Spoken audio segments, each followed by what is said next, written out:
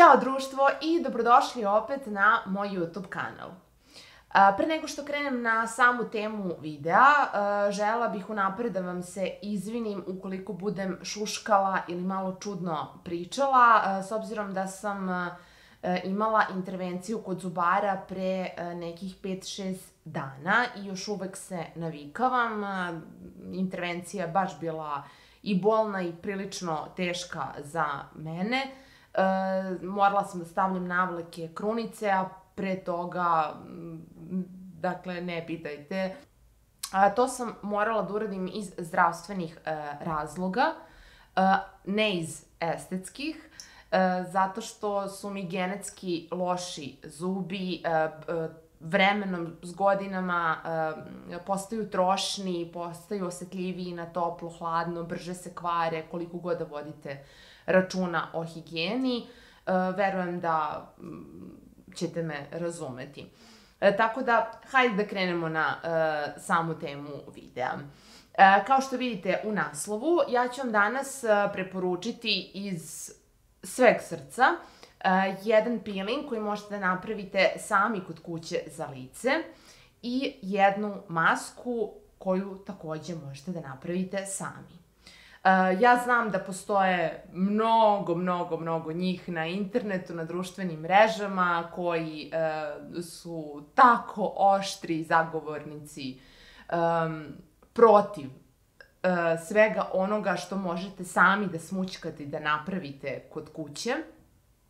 Ja nisam ni na jednoj ni na drugoj strani, prosto naučila sam da pratim potrebe svoje kože, da se naravno konsultujem i sa stručnjacima i s obzirom da imam problematičnu kožu genetski od svoje negde 19. godine, dakle, koliko već to je, 11-12 godina, dosta toga sam isprobala i znam šta mi radi posao. Dakle, peeling se sastoji iz meda i projnog ili kukuruznog brašna. Med je glavni sastojak, ovo drugo, odnosno projno ili kukuruzno brašno, možete dodati koliko vi želite ili smatrate da treba. Med po mogućstvu da bude što prirodniji, ako možete da nađete prema nekoj preporuci ili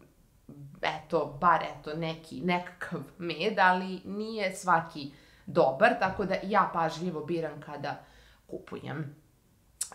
Ja med obožavam i sigurna sam da ukoliko budem ikada pravila neku svoju kozmetiku, a to mi je jedan od životnih snova, da napravim kozmetiku za lice koja će meni odgovarati, med će biti sigurno jedan od glavnih sastojaka, barem u nekim proizvodima.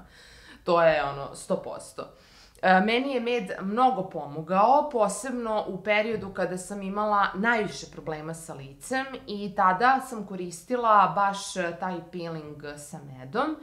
Doduše, dodavala sam druge neke sastojke umesto projnog ili kukuruznog brašna i koristila sam Skinoren krem i neko krečno mleko na bazi benzoil peroksida koje se stavljeno ciljano na akne.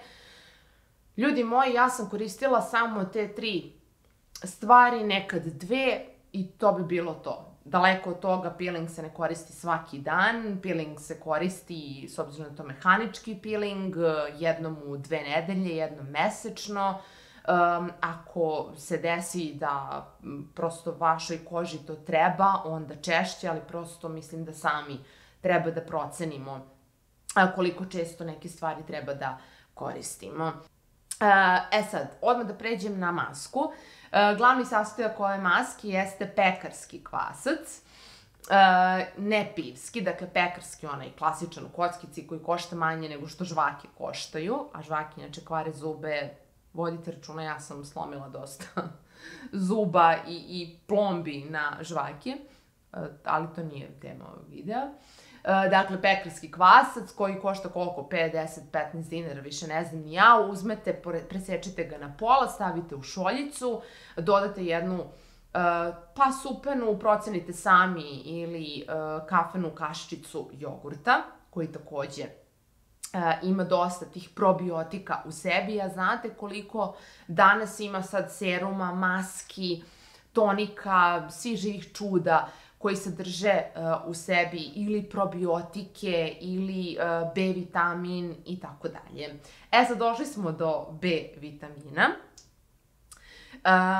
To je ono što sadrži pekarski kvasac. On sadrži ceo kompleks vitamina B. Dakle, ni u jednom proizvodu drugom, bilo da je jestiv ili da je kozmetički proizvod, nećete pronaći toliko uopšte vitamina B, odnosno da imate i B6 i B3 i B2, nebitno. Znači, uglavnom, u pitanju je ceo kompleks vitamina B.